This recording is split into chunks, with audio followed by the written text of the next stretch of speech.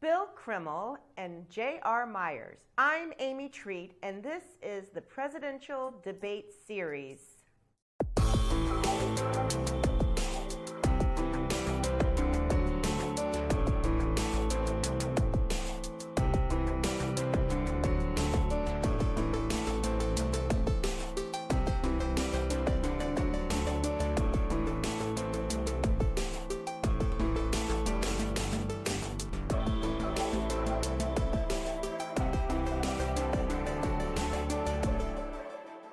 Hello, and welcome to the Presidential Debate Series.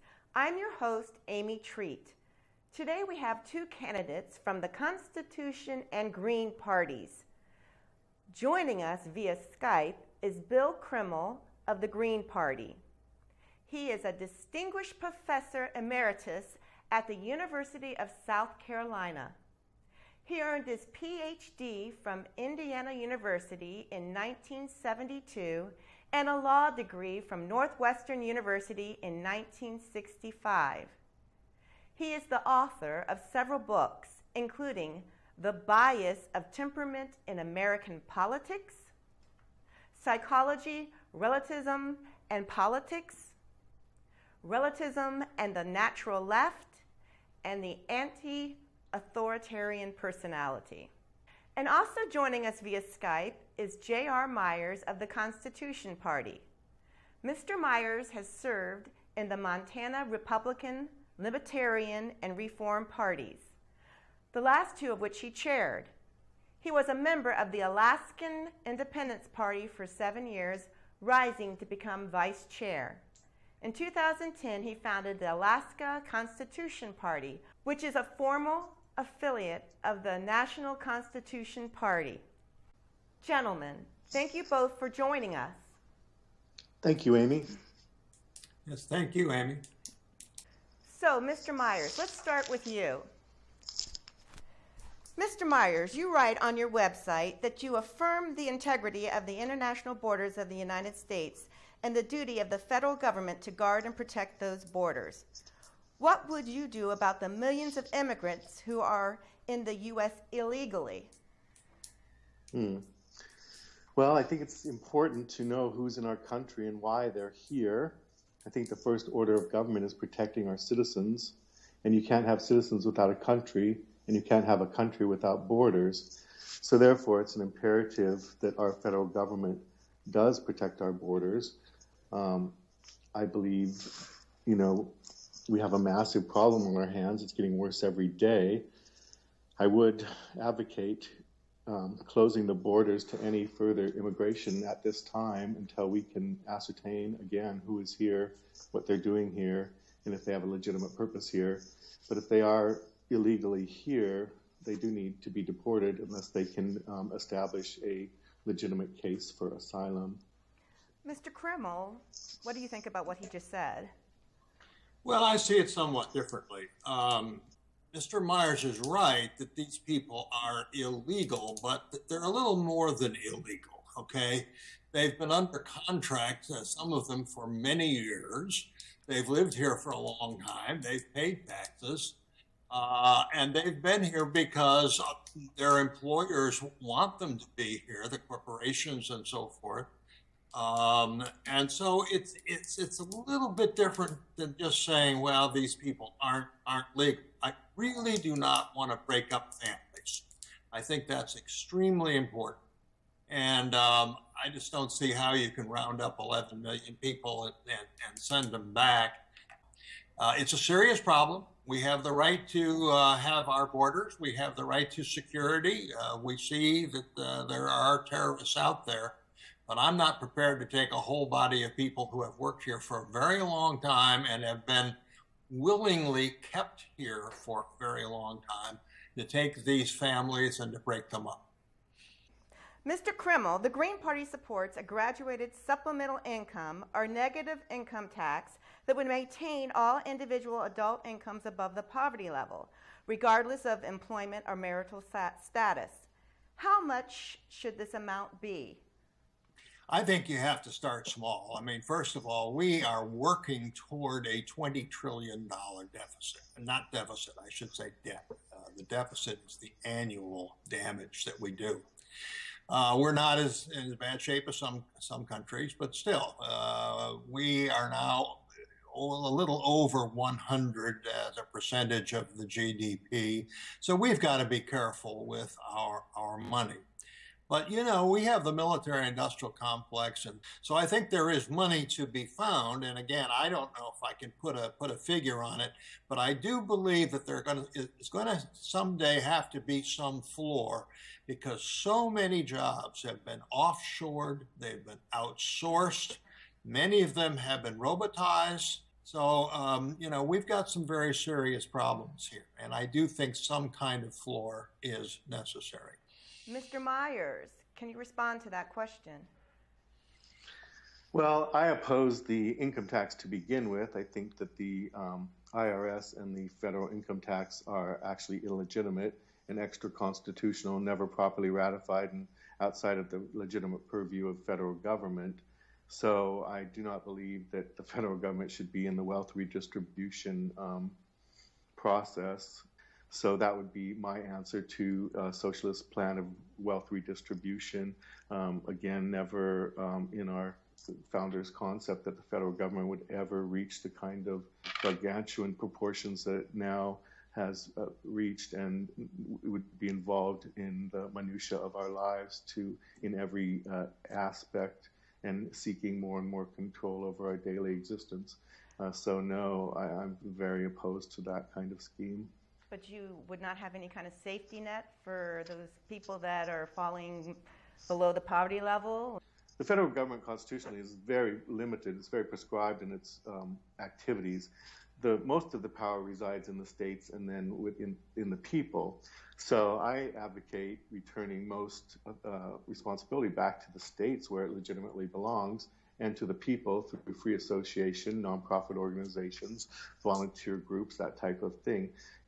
Yes, I believe in a social safety net, but I don't think it has to be provided, number one, by the federal government, or two, by the government at all, in all aspects. I think that we have provided throughout history many safety nets that were not government programs, so to speak. Mr. Krimmel? Well, I would have two answers to that. First of all, this is a federal government. It is not a confederal government. If I were confident that all the states would be responsible in a way that would take care of their people, then what Mr. Myers suggests would be very reasonable. And I would hate to see great distortions based upon what state you happen to fall in. Mr. Krimmel, the Green Party supports income tax policy that restrict the accumulation of excess individual wealth. How high do you think the highest income tax rate should be?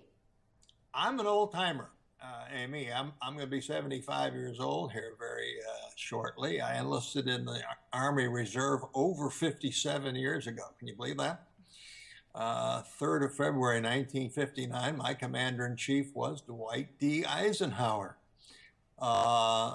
Eisenhower's administration had a 91%, highest rate. I don't think we should go up that high. You know, Bernie Sanders, if my memory serves, is ready to go up to 52%, something like that. I can certainly live with that. We do need to have a higher rate for the top end.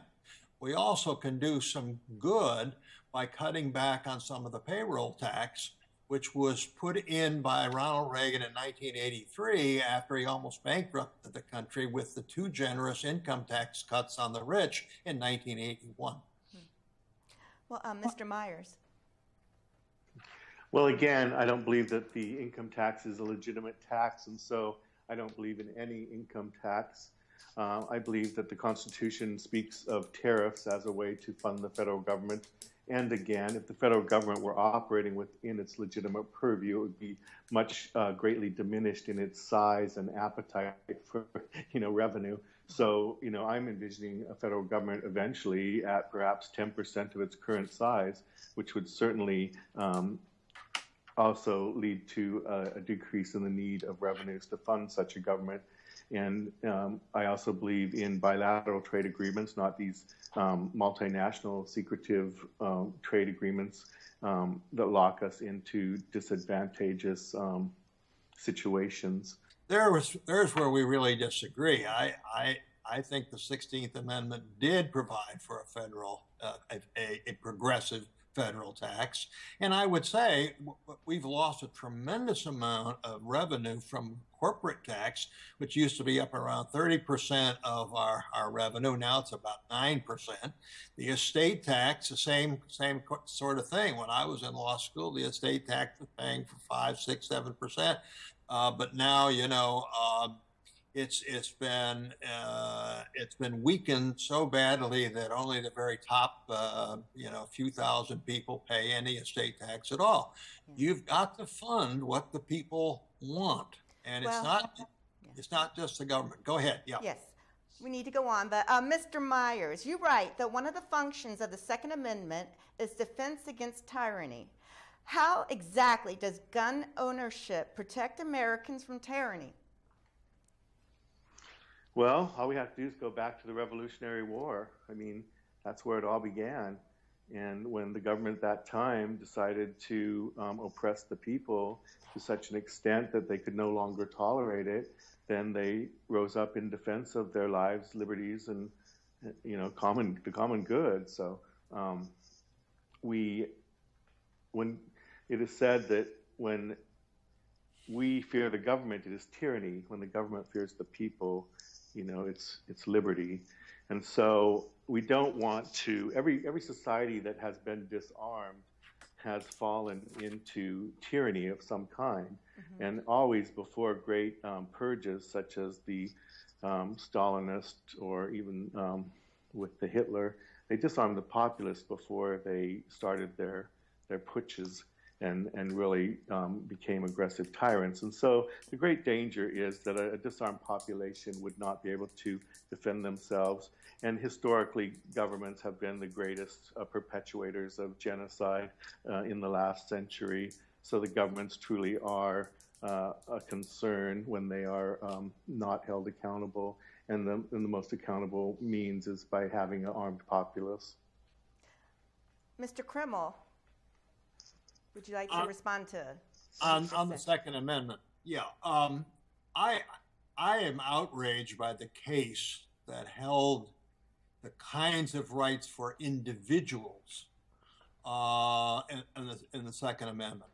I read it, and I think most serious constitutional scholars read the Second Amendment as providing for armaments for the state militias. There was a real fear, Mr. Myers is not all wrong, that the federal government would be too strong, okay? And that states could protect themselves from an overriding government that in some military way tried to take them over. Mr. Krimmel, the Green Party states it is essential that the option of a safe, legal abortion remains available. Do you oppose restrictions on abortion after the point of the fetus's viability? I am this very, very strong feminist, married to a wonderful woman. Both my children are daughters. And I know there are very difficult issues. The third trimester issue, a very serious issue. But in the final analysis, I come down with the Green Party, that this is the woman's choice. With her physician, maybe with her significant other, the family, whoever she wants to include in the conversation, but that ultimately it is her choice, and that's really my position. Mr. Myers? Well, obviously, the Constitution Party is 100% diametrically opposed to that position. We're a pro-life party. I do believe life begins at conception, and so therefore a human being is in existence at that time, and terminating that life is murder, no matter how you frame it. It's the taking of an innocent life, an innocent human life. Are we going to be able to prevent all abortions? No. Should we publicly fund abortions? No. Should we use abortion as birth control? No. Mr. Myers, you seek to restrain judicial activism by properly removing the offending judges through the process of impeachment. Are there any current federal judges whom you would seek to impeach, and why? There are none specifically that come to mind as far as names, but just, in general, I think that the judiciary, judicial activism has been detrimental to our government as well. And we see, these federal courts making rulings that then applying them to the states when they are not legitimate rulings necessarily. There is a balance of separation of powers, and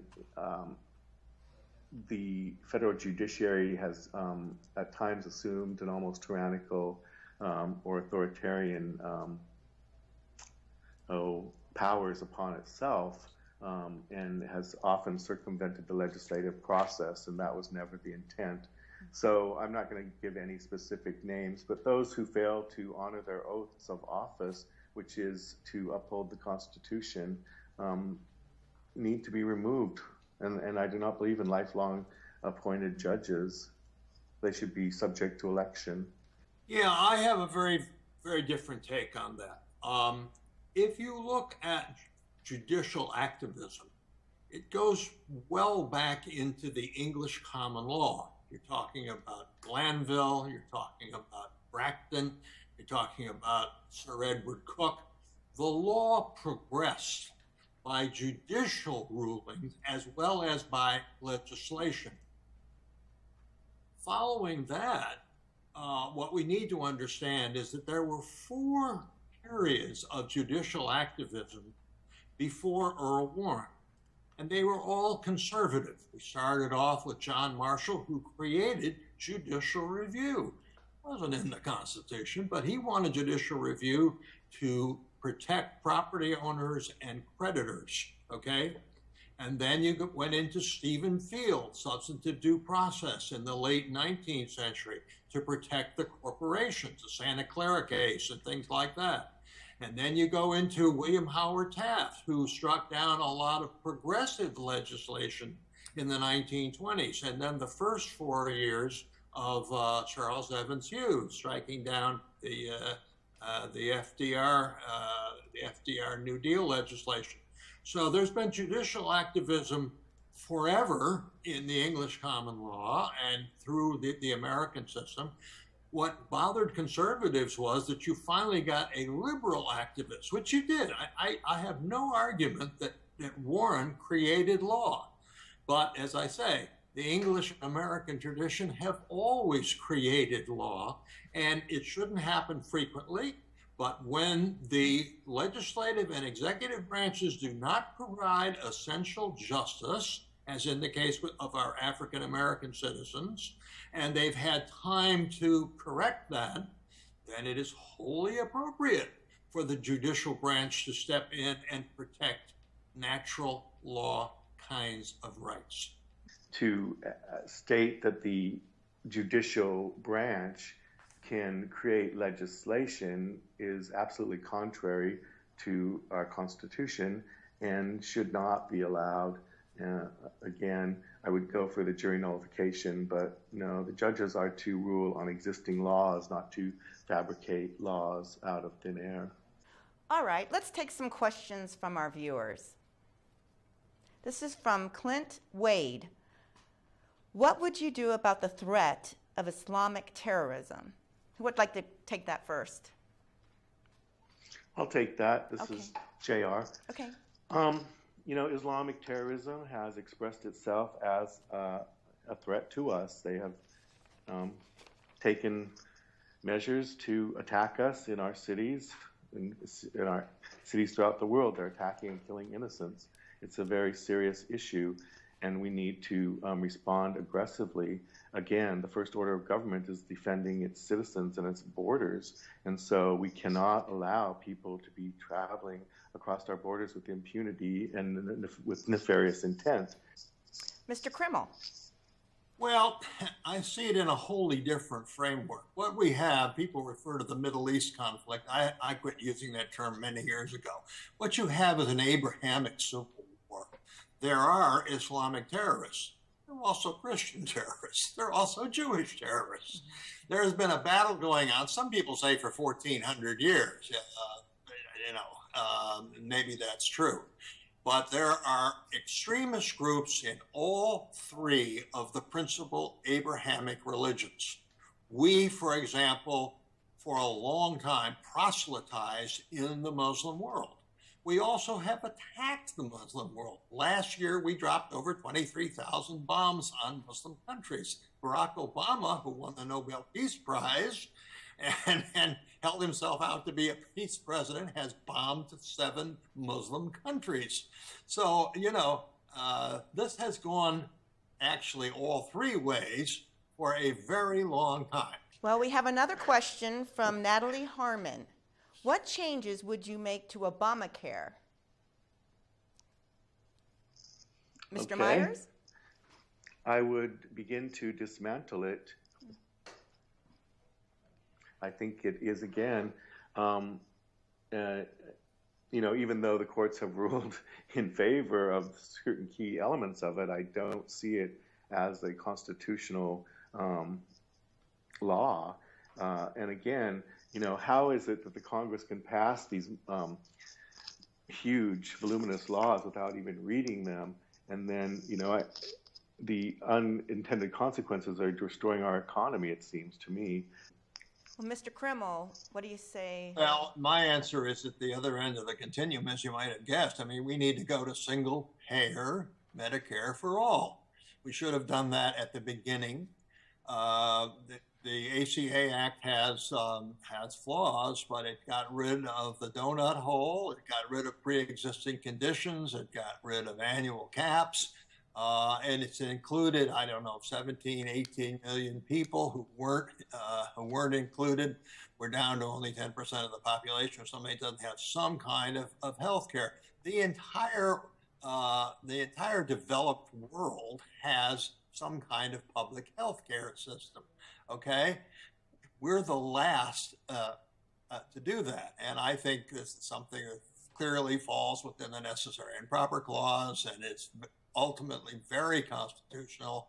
The reason, and the final thing I'll say is, Mr. Myers has a grain of truth in what he says, that is it's terribly expensive.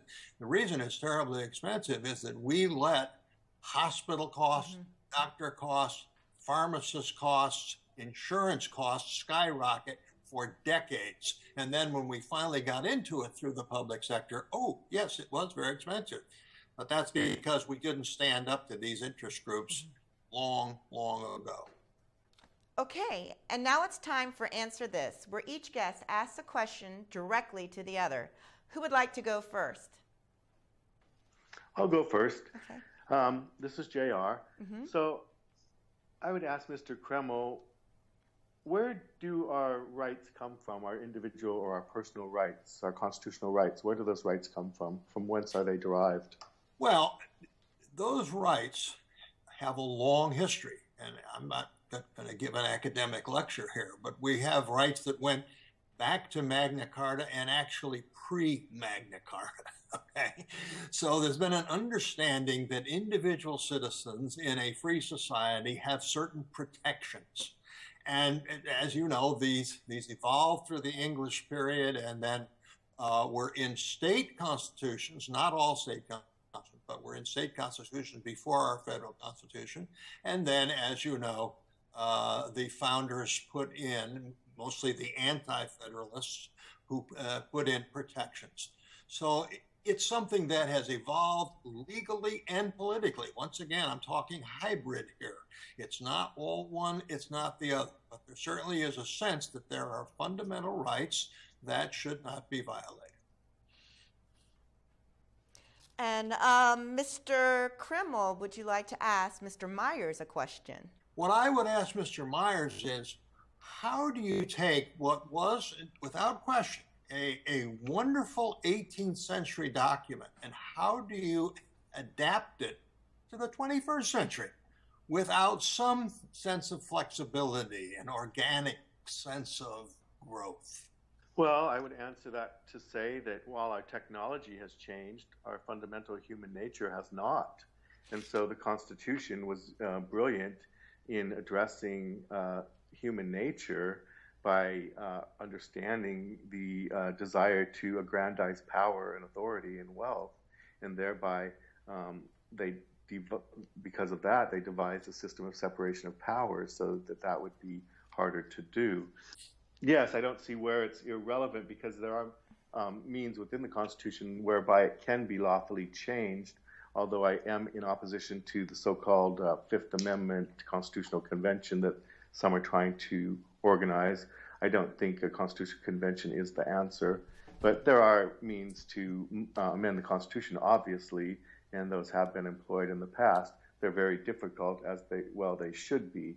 Again, I don't think it's as much our Constitution that is obsolete as the fact that our society has strayed from its moorings, if you will. All right, and now it's time for We Agree, where each guest names something the other said that he agrees with. Who would like to go first?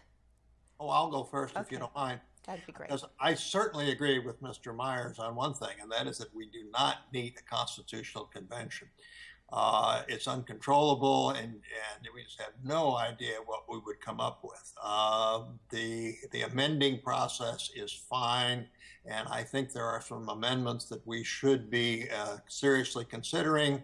Obviously, overturning Citizens United, it's very important, getting rid of the Electoral College. I favor going to a 4-year term for the House of Representatives, concurrent with the presidential term, and a few other things. But I think we should always be careful and make sure that each step only does what it does and doesn't have a lot of unintended consequences. Mr. Myers? Yes, I would agree on the Citizens United ruling. We need to get rid of that. Corporations are not people, and to equate them with humanity diminishes humanity in human rights. I also agree that on the endless and unlawful wars, that only Congress has the right to authorize war, to declare war, and we see that we have devolved into rather an imperialistic, adventurous, mercenary kind of military. Okay, that's all we have time for. We'd like to thank Bill Krimmel of the Green Party and J.R. Myers of the Constitution Party for joining us on the show. And thank you for watching the Presidential Debate Series. I'm Amy Treat, and we'll see you next time.